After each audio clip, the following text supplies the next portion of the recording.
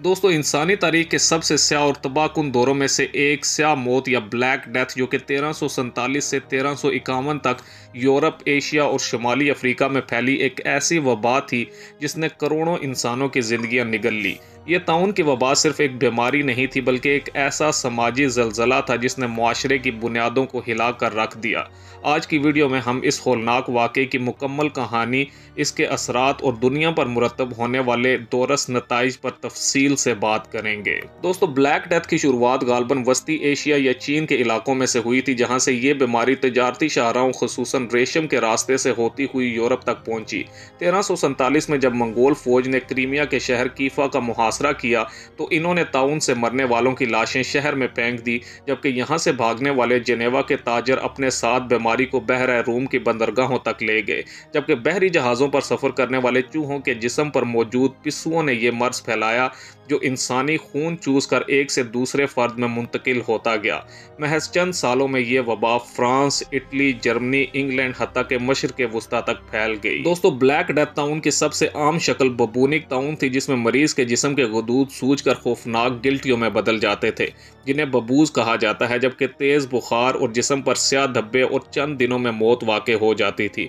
कुछ इलाकों में शरह अमवात 60% तक पहुंच गई, जबकि अंदाजों के मुताबिक यूरोप की कुल आबादी का तकरीबन 30 से 50% हिस्सा यानी 2 करोड़ से ज़ायद अफराद और दुनिया भर में 7.5 से 20 करोड़ तक लोग इस वबा का शिकार हुए। दोस्तों, वबा के फैलते ही मुआशरे में हर तरफ खौफ और अफरा तफरी फैल गई। लोग अपने बीमार रिश्तेदारों को छोड़कर भागने लगे, जबकि कई इलाकों में यहूदियों, मुसलमानों और अजनबियों को मोरद इल्ज़ाम ठहराया गया।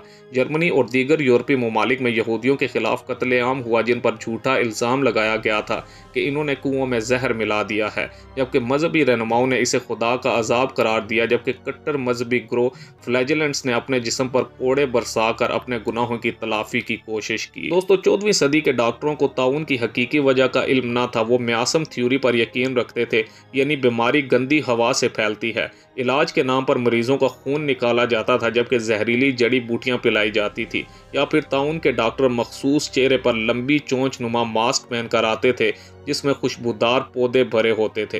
बाद में इटली में क्वारंटीना का तस्वुर आया, जहां जहाज़ों को 40 दिन तक अलग थलग रखा गया। ये इस्तिलाह आज भी इस्तेमाल होती है। दोस्तों, लाखों मजदूरों की मौत ने यूरोप की मईशत को तहस नहस कर दिया। जागीरदारों को मजदूरों की कमी की वजह से उजरतें बढ़ाना पड़ी, जिससे किसानों की मुआशी हालत बेहतर हुई। यह तब्दीली जागीरदारी निज़ाम के खात्मे और सरमायादारी के उभार का पेश खेमा साबित हुई।